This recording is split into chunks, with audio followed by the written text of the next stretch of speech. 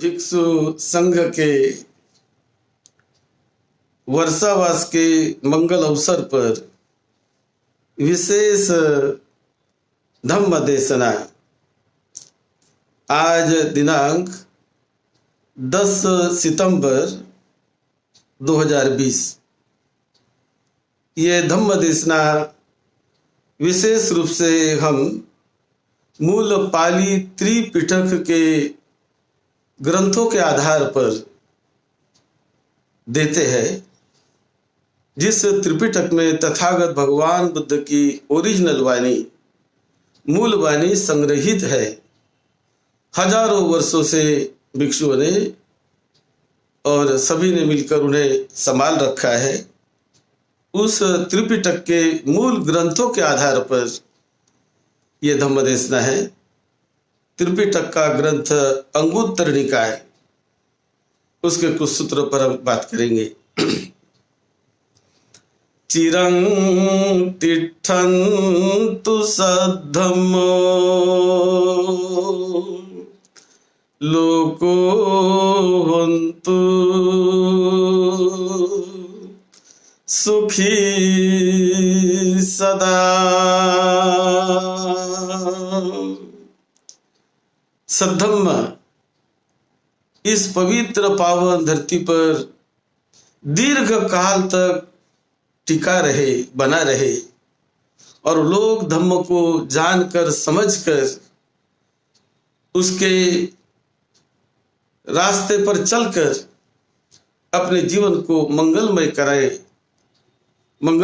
कराए, अपना जीवन बड़ा सुखी शांत बनाए और धन्य धन्य करे जीवन को। यही मंगल भावना तथागत भगवान बुद्ध की महाकरुणा में रही है, और अरहत भिक्षु संघ ने यही करुणा जीवन भर बरसाई है। आज हम अंगुत्तर निकाय के एक बड़े महत्वपूर्ण सूत्र पर चर्चा करेंगे।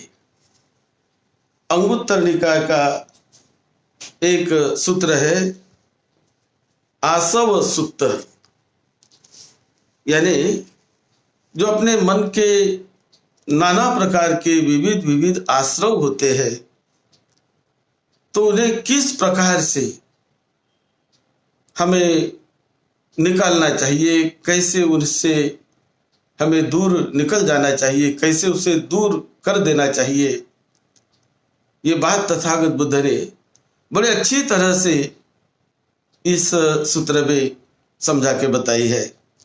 हम उस पर चर्चा करेंगे। तथागत भिक्षु संघ, तथागत भगवान बुद्ध ने भिक्षु संघ को बुलाया, और भिक्षु संघ को बुलाकर बुद्ध कहने लगे, भिक्षवे सही भिक्षवे धम्मे ही समन्नागतो भिक्षु आसवे ही आसवा छ आसवा होती संवरेन आसवा पहातब्बा। इस प्रकार 6 प्रकार के जो आश्रव, कामाश्रव, भवाश्रव, अविद्याश्रव, ऐसे जो आश्रव होते हैं, तो उसे किस प्रकार से निकालना चाहिए, कैसे उन्हें बाहर कर देना चाहिए। तो एक है आसवा संवरा पहातब्बा, ये संवर करके उसे हम निकाल सकते हैं।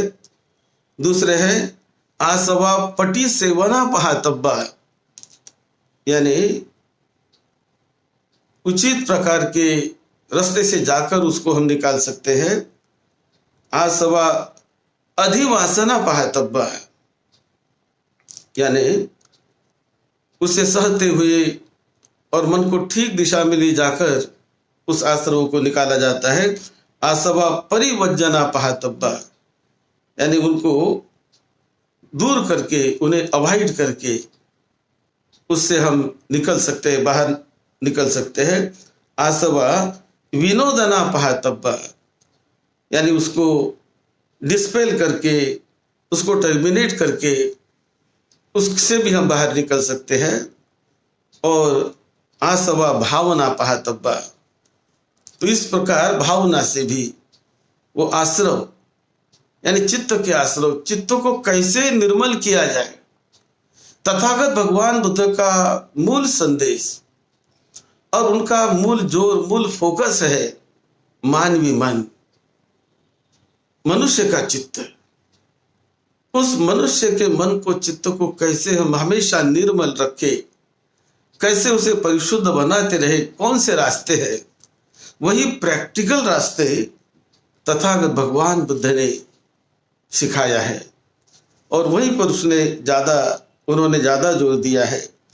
तो पहले जो आश्रव तथागत बुद्ध सिखाते हैं, आसवा संवरा पहातब्बा, यानी संवर करके, उसको संयमित करके हम कुछ क्लेशों को, कुछ मन के विकारों को हम निकाल सकते हैं। तो किसका संवर करेंगे, कैसे करेंगे? वो बुद्ध सिखाते हैं, चक्षु इंद्रिय संवरं असंतस्य विहरतो उपपज्जेयु आसवा विघात परिडाहा। चक्षु इंद्रिय संवरं संतस्य विहरतो एवं आसवा विघात परिहाड़ा न होती। जो चक्षु इंद्रिय है, तो बहुत सारे कुछ आश्रव चक्षु इंद्रिय को संवर न करने के कारण वो भी निर्माण होते हैं। इसीलिए हमें अपनी इंद्रियों पर, यानी चक्षु इंद्रिय जिसे हम देखते हैं आंखों से, उन आंखों पर हमें संवर करना सीखना चाहिए कि किस प्रकार हम अपने आंखों के देखने पर संयम करें, कैसा देखे, क्या न देखे, इस प्रकार का संवर। उसी प्रकार अपने कान से जो हम सुनते हैं, तो कान से क्या सुने क्या नहीं सुने, किसको महत्व दे किसको महत्व न दे, ये बड़ी महत्व की बात है। क्योंकि हर चीज सुनाई देती है, लेकिन सभी को हमने ग्रहण करना चाहिए, ऐसी बात नहीं। वो ग्रहण करना, किसे पकड़ना और किसे छोड़ना, वो स्वतंत्रता हर एक व्यक्ति के हाथ में होती है। इसीलिए अपने कर्ण इंद्रियों को हम संवर कर सकते हैं।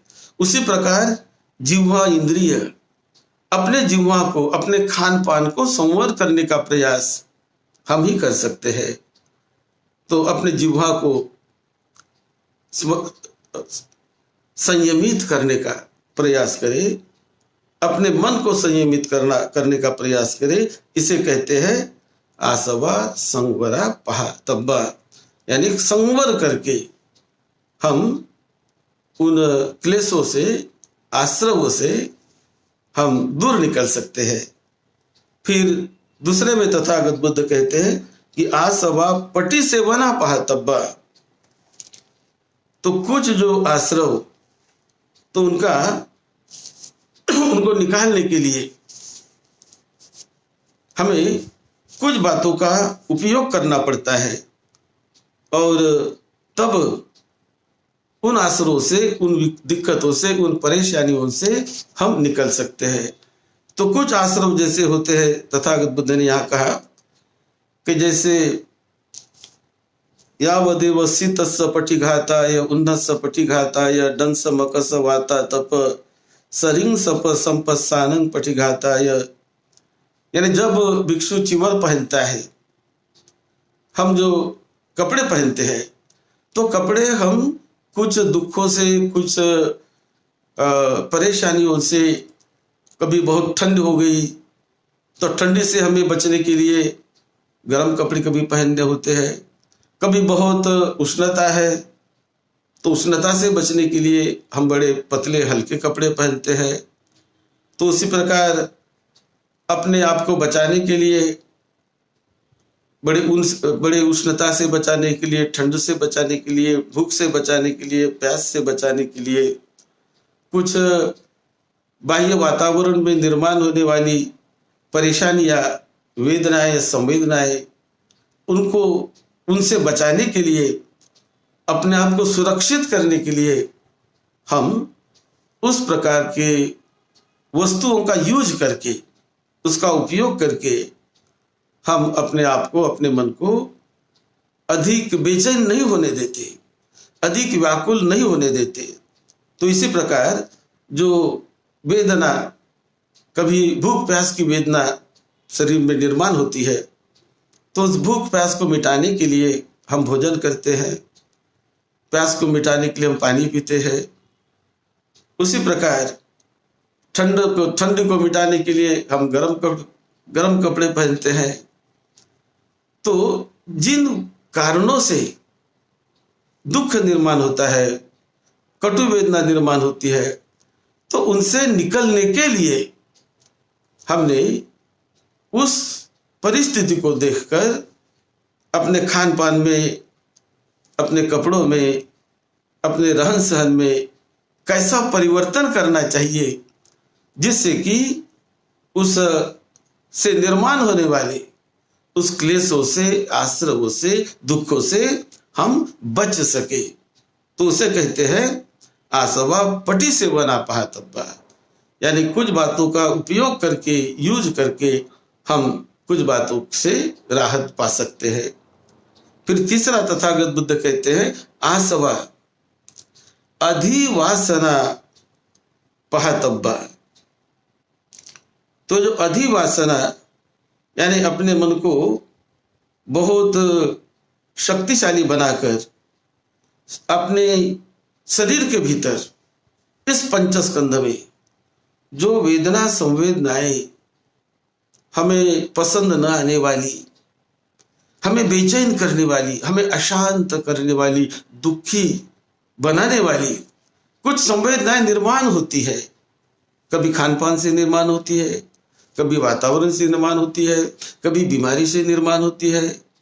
तो यह संवेदनाएं, वेदनाएं निर्माण होती है। तो उन्हें कैसे हम नष्ट करें, कैसे उनसे हम कैसे राहत पाए। तो इसीलिए तथागत बुद्ध यहाँ कहते हैं कि आसवा अधिवासना पाहतब्बा, एक अधिष्ठान करके, दृढ़ निश्चय करके ऐसे परिस्थिति में अपने मन को हमें समता में रखना है। यहाँ तथागत बुद्ध सिखाते हैं उपन्नानं शारीरिकानं वेदनानं दुःखानं तिब्बानं खरानं कटुकानं असातानं अमनापानं पानहरानं अधिवासक जाति को होती यम ही सभी कवे अनधिवासतो उपज्ययुं आसवा विघात परिग्रहा ते आसवा अधिवासना पाहतब्बा। तो कभी अपने शरीर में, हमारे पेट में, तो हमारे इस पंचस्कंध में बड़ी कटु ऐसी वेदना संवेदना निर्माण होती है। बीमारी के समय ऐसी वेदना निर्माण होती है, कभी कुछ खान पान के कारण ऐसी वेदना निर्माण होती है कि जो बहुत बेचैन करती है, दुखी बनाती है, जैसे कि हमारा प्राण चला गया हो। इस प्रकार से कभी कभी बहुत कटु, बहुत दर्द देने वाली संवेदनाएं, वेदनाएं निर्माण होती है। तो ऐसी वेदनाएं जब निर्माण हो तो मन को बहुत मजबूत करके और बहुत वीर्यता से हमें उनका सामना करके उनसे हटाने का, उनसे निकलने का प्रयास करना चाहिए। ये प्रयास हम करें, वो व्यक्ति करे, तो ये प्रयास होता है और उस वेदनाओं से हमें मुक्ति मिलती है। अपने सोच के कारण, अपने मन के दृढ़ निश्चय के कारण और अपने दृढ़ संकल्पों के कारण, तो ये हमें ही निर्माण करने होते हैं। फिर 4 में तथागत बुद्ध कहते हैं आसवा परिवज्जना पाहतब्बा, यानी कुछ आश्रमों को, कुछ स्थितियों को हम उनका त्याग करके, उनसे दूर रहकर हम उससे मुक्त हो सकते हैं। तो किसका त्याग करें, कैसे दूर हो जाए, किससे दूर हो जाए? कि जैसे बुद्ध उदाहरण देते हैं यहाँ पर, इद भिक्खवे भिक्खु पटिशंका योनिसो चंडंग हत्ति परिवज्जेति, चंडंग अस्य परिवज्जेति, कि अपने मन में संकल्प करके कि यदि चंड हाथी, बड़ा खूंखार हाथी हमारे नजदीक से जाता हो तो हम उससे दूर चले जाते हैं, हम उसके सामने नहीं जाते। कोई बड़ा चंड ऐसा घोड़ा वो कोई हमारे संपर्क में आता हो तो हम उसके सामने नहीं जाते, हम अपने आप को बचाते रहते हैं। कोई कुत्ता जो बहुत जिसे कहते हैं बहुत क्रोधित है और बहुत जहां वहां वो इधर उधर जहां वहां दौड़कर किसी को काटने के प्रयास कर रहा है, ऐसे कोई पागल जैसा कुत्ता हो गया है, तो उस प्रकार हम उससे दूर भागने का प्रयास करते हैं, दूर चले जाते हैं कि उसका सामना करने की हमें कोई जरूरत नहीं। तो जैसा अपने आप को हम बचा सके तो बचा सकते हैं। इसी प्रकार कोई बैल हो, कोई गाय हो, बैल हो, कोई सांड हो कि जो बेकाबू होकर किसी पर हमला करने का प्रयास करता है, तो उस प्रकार ऐसे वक्त हम अपने आप को उनसे दूर रख के अपने आप को सुरक्षित रखने का प्रयास करते हैं, अपने आप को बचाए रखने का प्रयास करते हैं। और इस प्रकार उससे निर्माण होने वाले दुख को, मन में उससे निर्माण होने वाले आश्रवों को हम हटाते हैं, हम दूर करते हैं। ये एक उपाय तथागत बुद्ध ने बताया। फिर पांच में बुद्ध कहते हैं, अत्थि आसवा विनोदना पहातब्बा, विनोदनाय पहिना हुंती। तो कुछ जो आश्रव होते हैं जिसे हम बड़े प्रशिक्षित ढंग से उसे यदि हम देखते रहे तो उससे उन्हें हमें डिस्पेल करने का प्रयास करना है, टर्मिनेट करने का प्रयास करना है। यानी कोई चीज निर्माण हो गई लेकिन उसे किस प्रकार हम मन में ही कैसे उसे बाहर हटा दे, उसके हम विक्टिम ना बने, ये रास्ता तथागत बुद्ध ने इसमें समझा के बताया। कि जैसे व्यापाद वितक को ये कोई हमारे में निर्माण हो गया तो ऐसे वितक को, ऐसे हिंसक विचारों को हमें बदलना होता है, उसके हमें विक्टिम नहीं बनना है, उसमें हमें फंस नहीं जाना है। तो जो कुछ भी इसी क्षण हमारे मन में निर्माण हो रहा है उसे देखना है, जानना है कि ये निर्माण हो रहा है और ये मेरे लिए घातक हो सकता है, ये विचार मेरे लिए अच्छा नहीं है। तो विचार, मन उस विचारों को मन ही देखता है और मन देखकर वो मेरे लिए सुखकारक है या दुखकारक है, ये जानकर समझकर मन ही अपने आप प्रशिक्षित मन, वो दुख देने वाला कोई विचार हो, दुख देने वाली कोई संखार हो, तो उसे अपने मन से भीतर से मन हटाता है। मन में हटाने की शक्ति है, यदि हम जागरूक रहकर उसे हटाए तो इसीलिए वो शक्ति होने के कारण बुद्ध कहते हैं कि कुछ विकारों को हम इस प्रकार से हटाकर हम अपने मन को निर्मल रख सकते हैं, निर्विकारी बना सकते हैं। तो ये भी एक पांचवा तरीका बुद्ध ने बताया आश्रवों से मुक्त होने का। फिर छठा तरीका वो कौन सा? अत्थि आसवा भिक्खवे भावना पहातब्बा। यानी ऐसे कोई आश्रव होते हैं,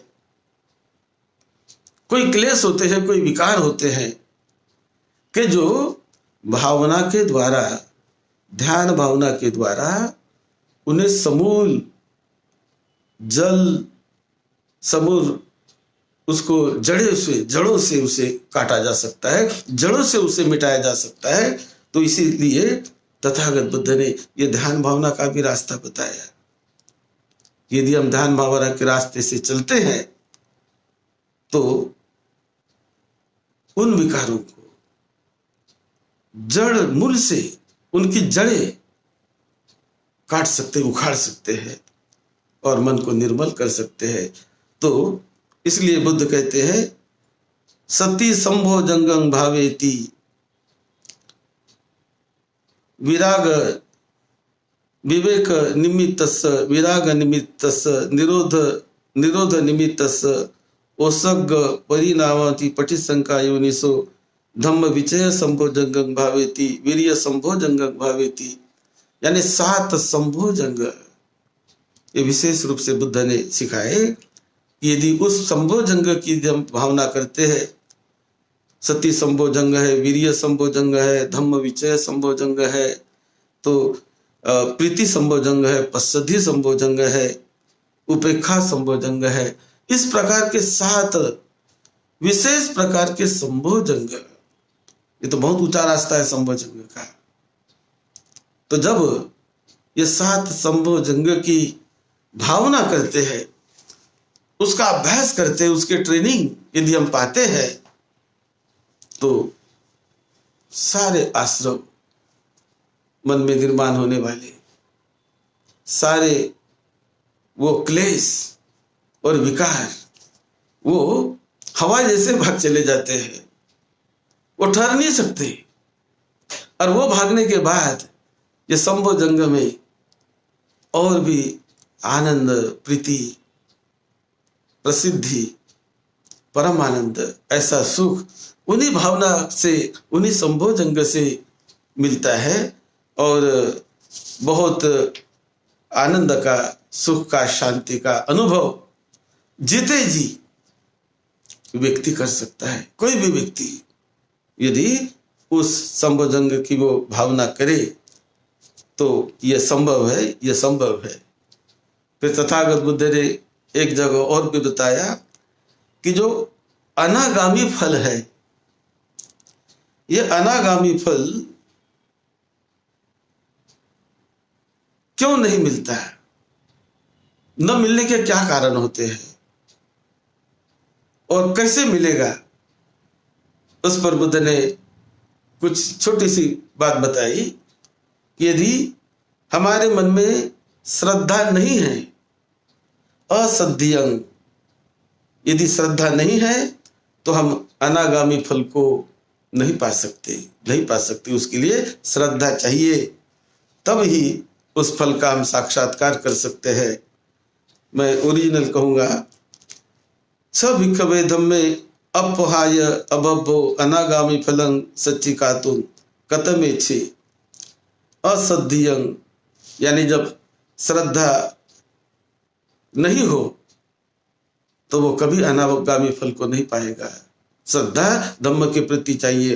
अहिरिकं, यानी लज्जा हो, बुरे कर्मों के प्रति वो लज्जा का अनुभव करते चले, तब हम उस फल को पा सकते हैं। अनोतप्पं, अनोतप्प यानी जो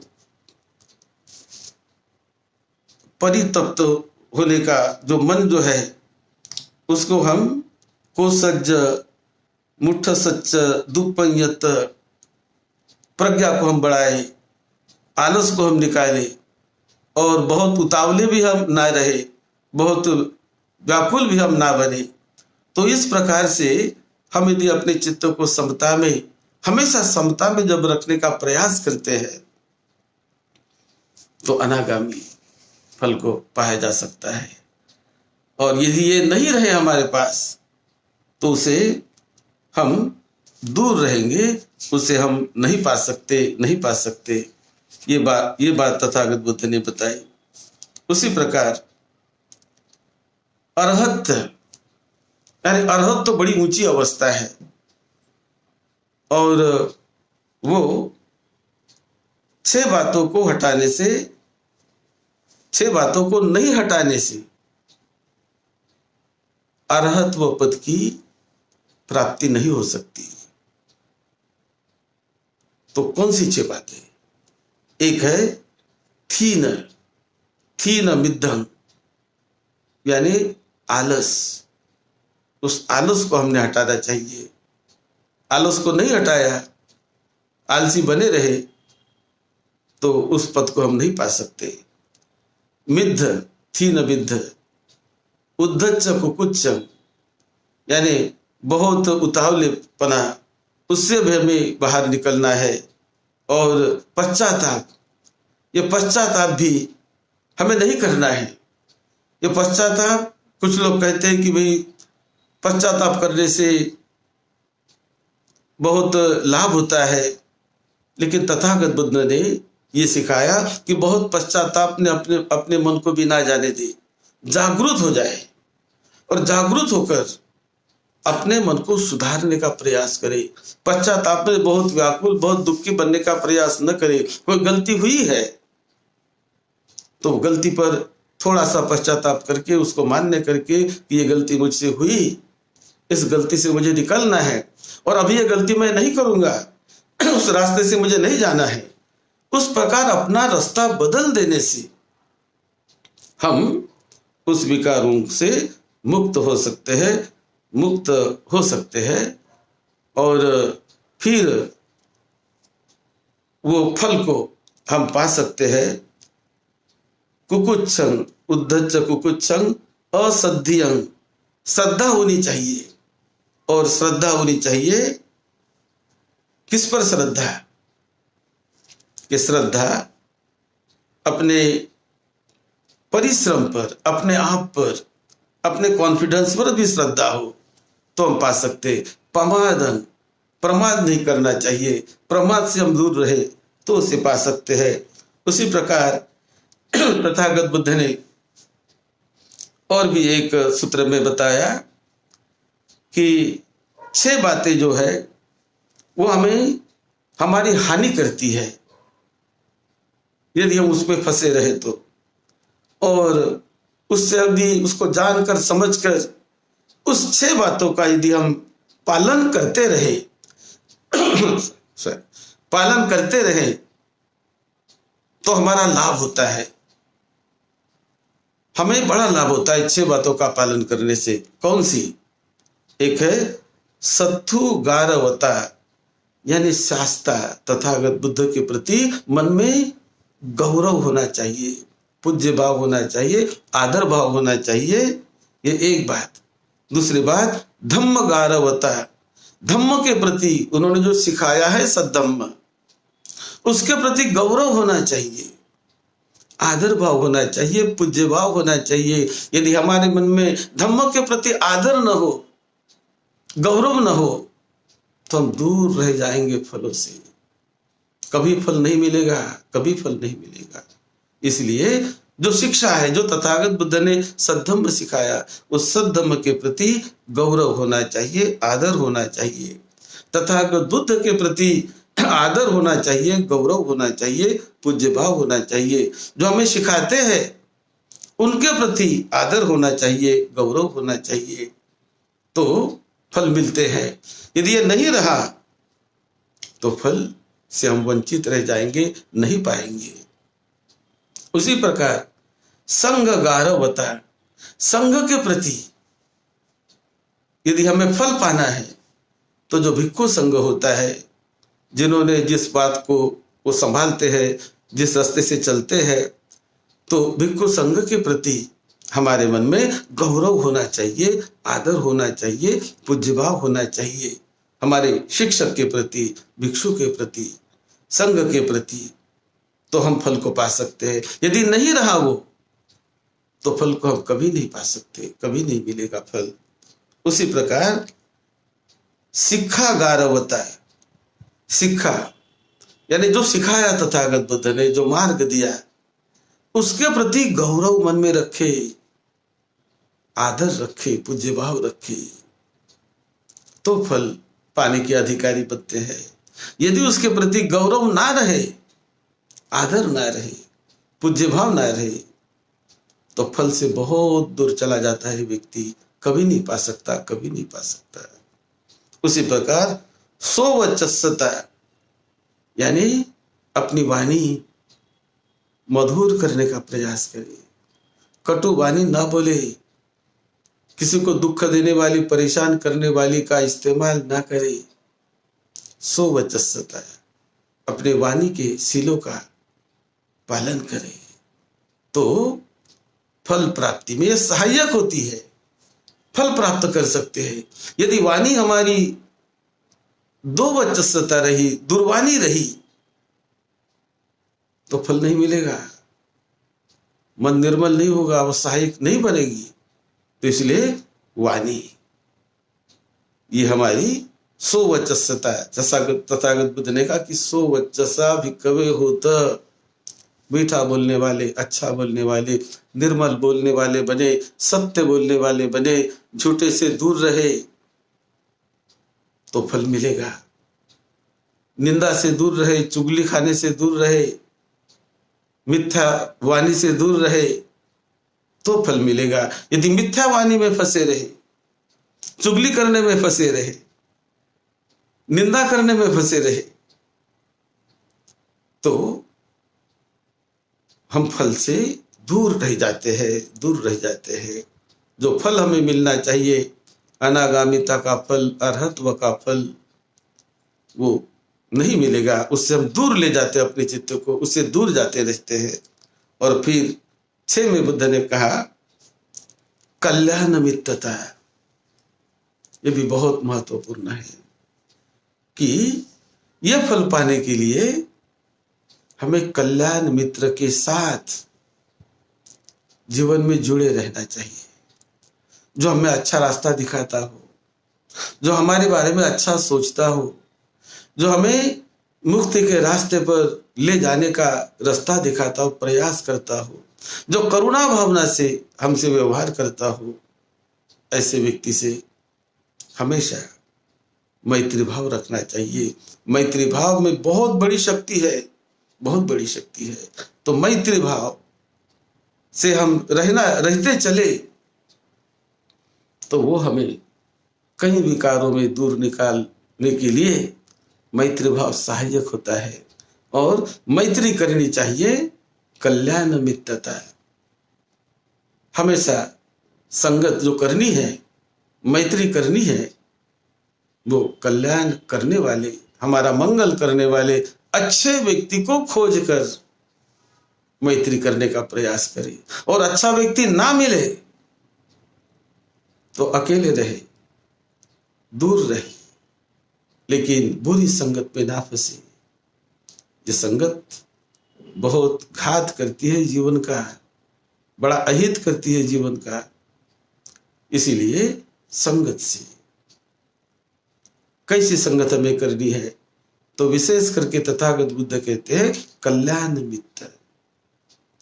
अपने कल्याण मित्र की खोज करे और उसके साथ अपना समय बिताने का प्रयास करे, उनके साथ मैत्री करे तो फल को पाऊंगी।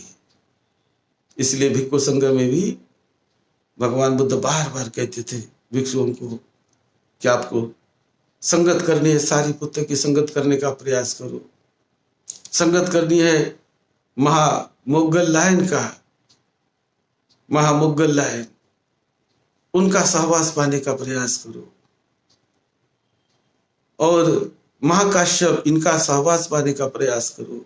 जो 80 भिक्षु तथागत भगवान बुद्ध ने बताए थे, हजारों भिक्षु थे, लेकिन बुद्ध कहते थे कि 80 भिक्षुओं को आदर सम्मान कर उनसे मंगल मैत्री करने का प्रयास करो। भिक्षुओं, उनसे सहवास करने का प्रयास करो, धन्य हो जाओगे।